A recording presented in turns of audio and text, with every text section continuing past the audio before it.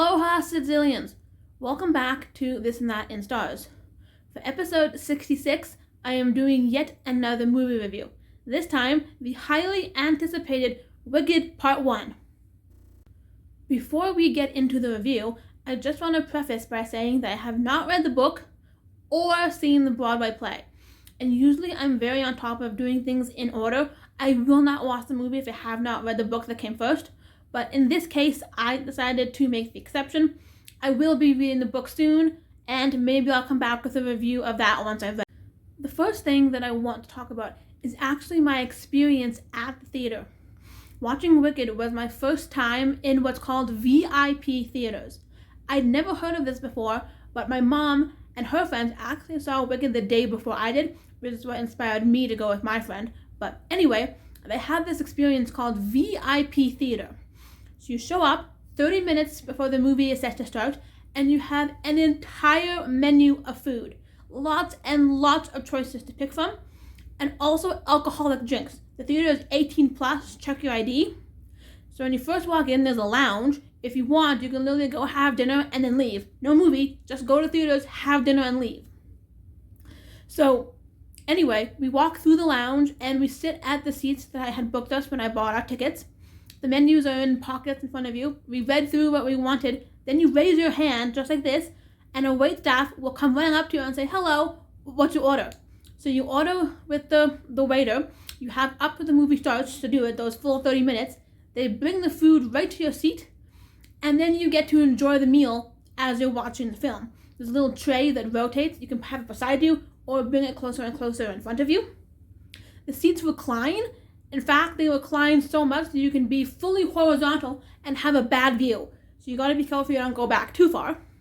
And the seats are heated. I had that on for maybe half the film, but it was the most comfortable movie experience I have ever seen in my life. It's definitely more costly than your average theater, especially because the food is priced separately to your ticket. But for a movie as long as Wicked, which is close to 3 hours, I think it's definitely worth it. That everybody should try the experience at least once in their life, and I'm glad that I have. The food that I ordered was a orange creamsicle hard milkshake, a crispy chicken burger with side of poutine, and of course a popcorn. At one point during the film, I accidentally knocked over and spilled a good chunk of my popcorn, but aside from that, all the food was really good. I ranked the burger really low on my list of ranking, whereas the poutine was really high. I wouldn't get the burger again personally, but still, it was delicious, and I enjoyed eating the whole thing. Let's insert some clips now. I filmed the lounge, the theater, and the food.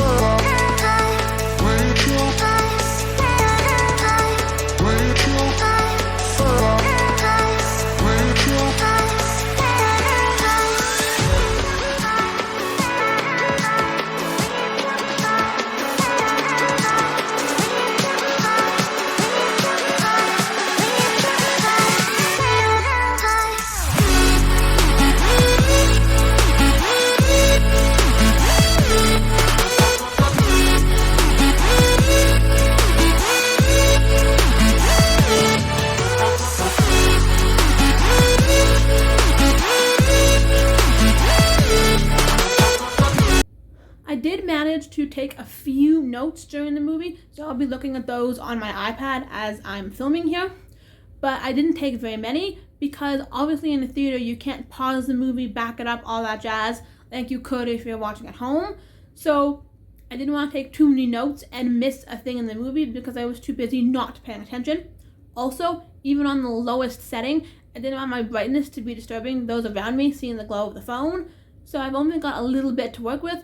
But I watched the movie literally yesterday as I'm filming. It's as fresh as things are going to be, so I'll do my best to make a good video for you. So let's start with the first note that I wrote. All of this is chronological for the order of the movie. We're about to get into spoilers territory, so be warned if you didn't read that in the title. That was your last chance to click off. So the first note that I wrote, speaking of spoilers, they spoil the Wizard of Oz in the first few minutes of Wicked. So we all know, or at least we should, that Wicked is a backstory type of movie. How did Elphaba become evil? How did Glinda become the good witch and get her powers? Blah, blah, blah. we know that Wicked is a backstory leading up to the events in Wizard of Oz. But that being said, I thought the story was going to start from the beginning. Not start from the end and then backtrack us. Glinda was telling a story to the Munchkins of Oz. So if you have not seen the original Wizard of Oz, if you have not heard that story in all of the years that it's existed, you're under some kind of rock. Well, now it's been spoiled to you that Dorothy kills Wicked Witch. So be warned, watching Wicked, it's going to spoil Wizard of Oz. And going along with that, I understand that she's literally the Wicked Witch. Wicked is in her name. She's an evil, bad girl villain. But even so, I thought that everyone cheering for her death, a big statue of her being burned down, singing a whole song about it, that just feels rude to me. I understand that you won't mourn because nobody liked her anyway, but you could at least show some compassion and not throw a party. There's a scene where Elphaba's parents are talking to each other. Well, technically they aren't her parents yet, she's not born, but you know what I mean, those are the two characters. And the dad has to go away for business. He's going to be gone 1, maybe 2 nights away from the house. So he walks out the front door, and it's been, 2 minutes, if that, probably less. And there's another man already at the door, coming inside with a weird liquid the mom drinks, bunch of other things, and I'm fairly convinced that the mom is cheating on the dad. I am fairly convinced. Now, that being said, something I just thought of, are we sure the dad's actually the dad? If he's being cheated on, maybe he's not biologically Elphaba's dad. I'm not saying that explains why she's green or makes her green, but you never know. Her dad might not actually be her dad, just saying. Either way, the mom definitely did some weird stuff while the dad was out of town. He's barely been gone 2 minutes, and she's at it. So in Oz, in this universe, it's really interesting, but animals walk, talk, hold jobs. They act almost like people, so to speak. And I found this very interesting. Elphaba, when she was being born, one of the doctors was a wolf, and the other was a bear. Well, technically the bear was actually her nanny, but the point is, she was being raised by a bear. Her parents didn't really like her, because of course she was green. They wanted to disown her the split second she existed, but the nanny took after her, and the bear raised her. So fast forwarding a few years in the timeline, we actually see adult Glinda before we see adult Elphaba. And the scene of Glinda in particular, she is riding a boat and arriving to Wiz University. She's arriving to school, and she has so many suitcases. Like, way too freaking many. Why do you have that much stuff? Why do you need that much stuff? What are you possibly doing that you need like 50 suitcases? Maybe more, maybe less. I don't know, didn't actually count, but a crazy high number of supplies. So at the school, going back to what I said previously about how animals walk, talk, hold jobs, one of the professors is a literal goat. A goat that wears glasses and teaches history. He's one of the last few standing animal professors. That's being phased out for a number of reasons you learn throughout the film. But one of the teachers is a literal goat. And it's very funny to me in the class. Because of his goat accent, he can't possibly say Glinda correctly, and it very much annoys her.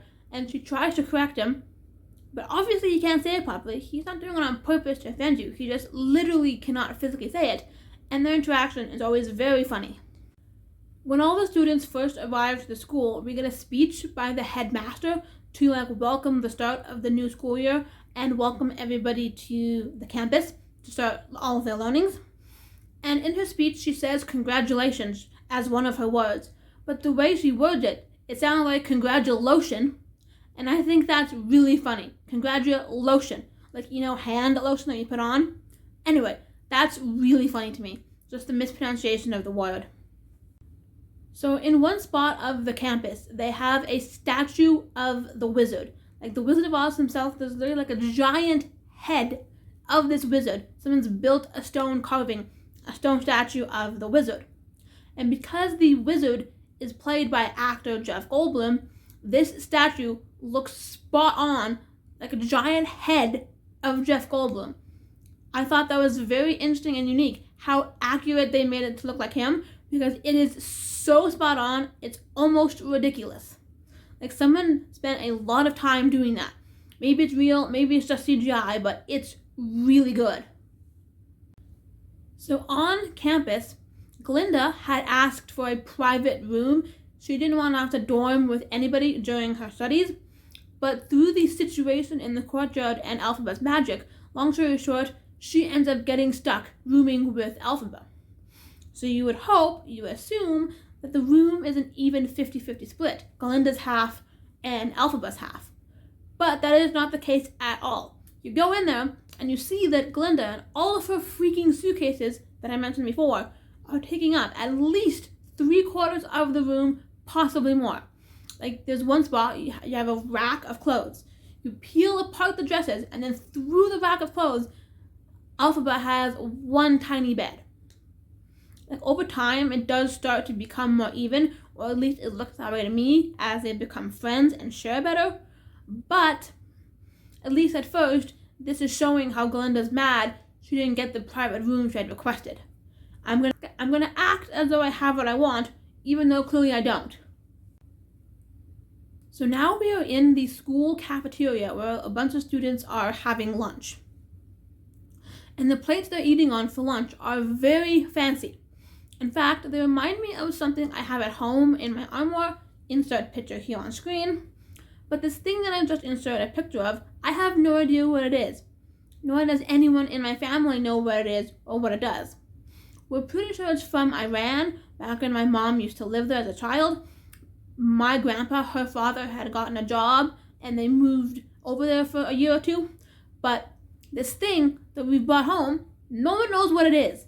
I just think that the plates in Wicked kind of look similar to the pattern and the bowlness, I guess you could say. Those plates look almost like bowls, and the handles on the plates. Hopefully you see the comparison. If you've watched the movie, you know exactly what scene I'm talking about. But that's what I thought. I thought the plates in the cafeteria looked like this random Iran thing. By the way, if you know what it is, please comment. I'd appreciate the knowledge. So we're now back in the history classroom with the goat professor I had previously mentioned, and we have a really funny quote from Glinda. She says, "Teach history and not harp on the past." Like, bro, do you not realize what history means? The point of this class is to learn about the past. So of course she's going to harp on the past. It is literally a history class. I thought that was so funny because it shows she clearly does not know what the word history means. Like, I don't know what she was expecting, but he has to. That's literally his job.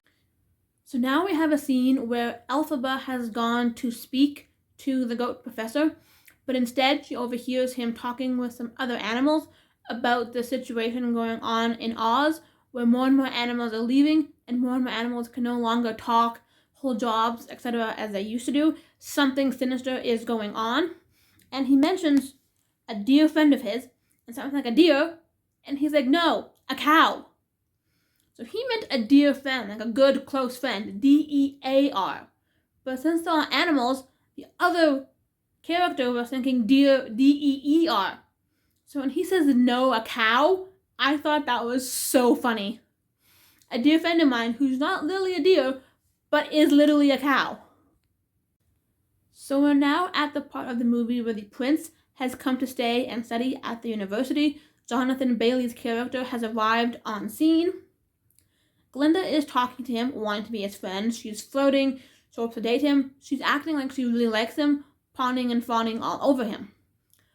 But as he does his moves around the courtyard, there's another character who also is fawning over him. And this guy, I don't know what his name is, so we'll call him Ugly Glasses because I hate his glasses. Just FYI, those glasses can die in a fiery pit. I hate them, they're awful. But this dude, because he's fawning over the prince, he just gives me such gay vibes. And maybe I'm wrong. Maybe he's not that kind of character. But why else would a dude act like he wanted to be in love with another dude? Like, whatever he is, I don't think Ugly Glasses Man is straight. And in case you don't know what I mean by Ugly Glasses Man, Glinda has two best friends, not counting Elphaba. There's the dude and there's the girl. This is the dude. Ugly Glasses is Glinda's male friend.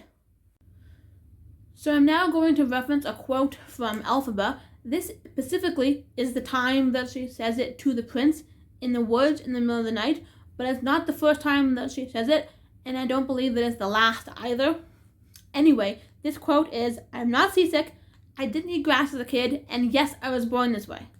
Basically just explaining, don't be alarmed, I know I'm green. And I really like that she has that speech, but at the same time, you don't always have to be so defensive. Like, calm down, not everyone's going to be rude to you just because you're green. Maybe most people have, so it's a good assumption to assume they'll continue, but the vibe that I get from the prince didn't seem like he was going to.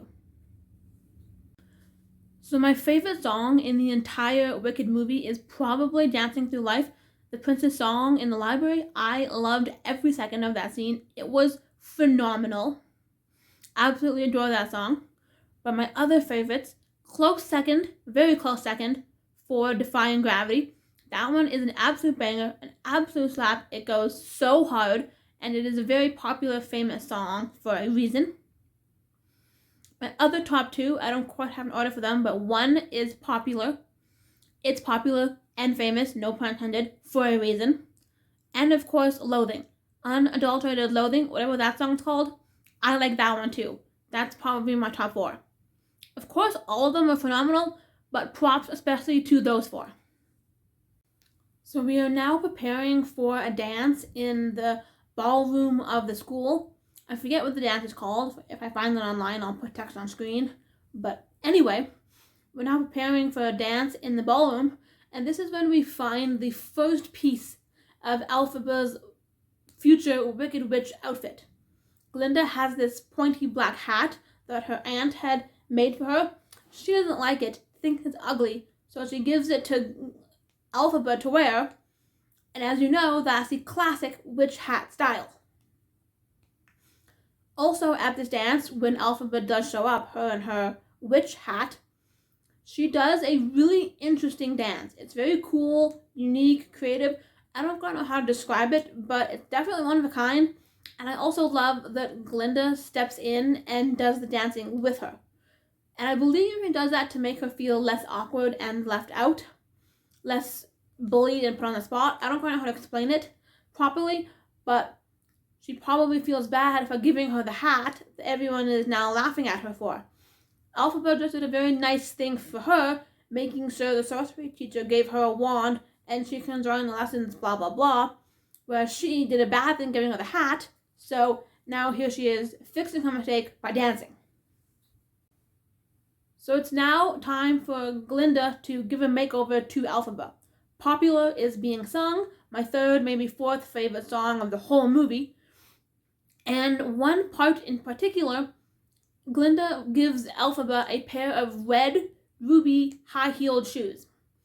And this to me is very important because Dorothy has ruby slippers in Wizard of Oz. Now I don't know if they're the exact same slippers or if it's just a coincidence, but to me I couldn't help but notice these similarities. Like in Wizard of Oz, there's some character where a house is like slammed on top of them. Might even be Dorothy's house that she flew in on to begin with, but their feet are sticking out and Dorothy peels off the slippers to wear them on her walk. So we're now back yet again in the history class. Our goat professor, Mr. Peter Dinklage, has been replaced by a human man who is now going to be teaching the class instead. And he says, quote, "Look to the future," which is not a bad thing per se in general. You want to advance technology, you want to advance science, you want to have a good life, you want to plan, you want to this, you want to that. Of course, always look to the future to some degree. But as I said before, this is a history class. You are not looking to the future, you are looking to the past and teaching people it so that these students know what came before them. If you don't learn history, it's doomed to repeat itself, or whatever the hell that quote is. But you can't look to the future in a history class. I don't understand what these characters don't get, but I felt very triggered, and also that was very funny, that people aren't learning history in a freaking history class. Same day, same history class, the new teacher has taken a lion cub in a cage and presented this cage to the class, explaining that the sooner we cage animals, the less likely they are to grow up being able to speak. Because apparently that's the new thing Oz is trying to do. No more talking, walking, teaching, job-holding animals. And Elphaba does not like that this lion is in a cage. She feels very bad for the cub, so she gets angry and makes her bouquet of poppies levitate. Literally every student in the class, every person in the room, except for the prince, gets knocked unconscious to take a little nap from whatever dust floats out of the poppies, and then, because no one is around to catch her in the act, Elphaba and the prince steal the lion cub and bicycle him away to freedom in nature. But the main reason I bring this up is we don't know why the prince was the only one not affected by the spell. Like, why and how did Elphaba's magic not also put the prince to sleep? Was that on purpose? Was that a fluke by accident? We have no idea why it happened. Granted, it is very nice that he was there, able to help her move the cub, but still, it does leave that question. There's quite a few words in this movie that are pronounced differently to how we would pronounce them in real life. Another one that I want to specifically point out is pessimistical, as opposed to just pessimist or pessimistic. It's pessimistical. I kind of like how they add these extra funky little bits to them. Makes the words sound very interesting and unique. It's got that magic Oz flair to them. Pessimistical. So we're now at the point of the movie where Elphaba and Glinda have made it to the Emerald City. They're on their way. They're just about to meet the wizard himself. But on their journey through town, there is yet another song being sung, because duh, it's a musical, obviously. And in this song, we meet two actors who I absolutely loved having them in this movie. Their cameo was relatively small, but to me, and to all Broadway fans, it's very important that they were there. We had Kristen Chenoweth singing alongside Idina Menzel. Now, if you don't get it, this is important because Kristen Chenoweth was originally Glinda. She was on Broadway as Glinda, aka Ariana Grande's role, and Idina Menzel was Elphaba, aka Cynthia Erivo's role. They were the original Broadway Elphaba and Glinda. So I loved that they got to have a cameo in this movie. Now, it did take me a split second to register that Idina Menzel was in fact the OG Elphaba, because I'll be honest, my first thought was Rachel's mom. If you've seen Glee, then you know exactly what I mean. I only really clocked Chenoweth as Glinda to start off, but once I registered, I was very happy that the movie had done this for them. So one scene we get with Elphaba, Glinda, and the wizard himself, they are creating the Yellow Brick Road, the iconic Yellow Brick Road from Wizard of Oz. Follow, follow, follow, follow, follow, follow Yellow Brick Road, or however that song goes exactly. The wizard is talking about creating a pathway that will lead everyone in Oz, Munchkinland, the entire little area, to come and speak to him. You follow the path, you stay on the bricks, and you can come meet me, the wizard. He just didn't know what color to make the bricks. So he's letting Elphaba and Glinda press the buttons on his machine, and this machine will change the display to show red bricks, green bricks, blue, purple, whatever the case, and Glinda thinks that yellow bricks are the best. So that's how we get the iconic Yellow Brick Road that we see in Wizard of Oz. We also see Elphaba cast a spell from a special book of magic called the Grimoire. Turns out that even the wizard himself and the sorcery professor cannot read the ancient magical language, but Elphaba can. So she cast a spell from the book. Now, the wizard had mentioned something about the monkeys looking longingly at the birds every day. So what happens when Elphaba casts her spell is it ends up giving wings to all of the monkeys. But this is not a good thing because it appears to hurt them, the creation of these wings growing out of their backs. So Elphaba feels really bad about what she's done, and she wants to undo it, but because it's a Grimoire spell, it can't be undone ever. It's permanently stuck the monkeys like this forever. So when she's flying away from the wizard's palace later on in the movie, a couple of scenes down the road, the monkeys end up going with her, and this is why in Wizard of Oz, the Wicked Witch has flying monkeys. She created them with her magic. Now, when Elphaba flies away from the palace, she has what I'm calling a classic witch fit. She's flying away on a broomstick, wearing a massive cape, and of course the aforementioned hat, the pointy witch black hat that Glinda had gifted her earlier in the movie. This is probably where the classic witch stereotype outfit came from the Wicked Witch in Wizard of Oz. Her dressing like this, her acting like this, that's why witches are depicted as such today. I also loved that whole entire scene with the Defying Gravity song. As I mentioned earlier, it's my second favorite, close second with Jonathan Bailey's song. But the movie and that scene, it ends on a cliffhanger. Like, I knew going into it that they had broken into two parts. They've definitely added stuff from the original musical, so I've been told, compared to Broadway. But even though the ending was a cliffhanger and I didn't like that, I really did like how they ended it. Like, where they chose to put it is kind of a perfect spot to intrigue you and make you want to watch the next part. Like, it's a logical stopping spot in the plot, in the storyline. It makes total sense that they would go as far as they did, not any more or any less. I cannot wait for November when part 2 comes out. I'm definitely going to take my friend and go watch it. I will definitely be back with a review for part 2. Of course, you can hold me to that. This 9 stars for Wicked Part 2 coming in like a year. I think that I've said everything that I want to say about the movie. Hopefully I don't come to realize that I've missed anything. So let's cut now to my friend's clip. Holly has filmed herself reviewing and rating the movie, so let's see what she has to say and then come back for my official rating. Hello, so this is my take on Wicked Part 1. It is a musical, so if you are not heavily into musicals, I'm already going to recommend you stream it because this is a very musical-based movie.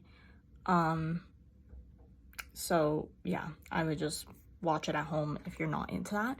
If you are a musical lover like me though, definitely worth the watch. The length is quite long, so definitely grab snacks, grab a bunch of drinks, and get comfy because it is a long movie. I'm sure part 2 is also going to be long, so just be mindful of that.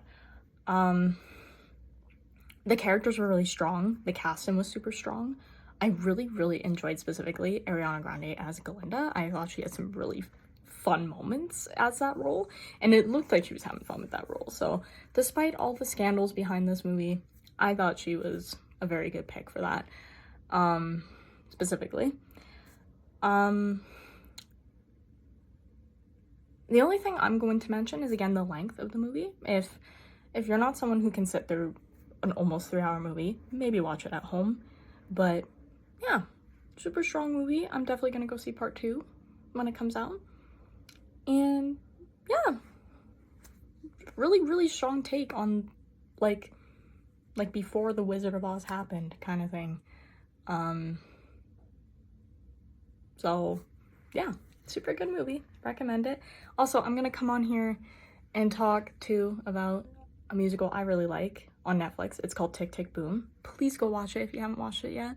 It's one of my favorite musicals. So if you're someone who likes musicals as well, there's something for you to go watch in your own time.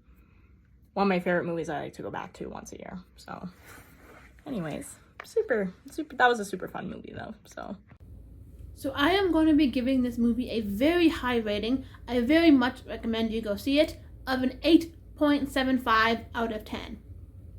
Now, the only reason it doesn't rank any higher, at least the main reason that is because of the order in which I did things. As mentioned, I have not read the book. I have not seen the original Broadway play. If you've seen the play, you know what to expect in part 2 of the movie. You have half a clue of where the storyline is going.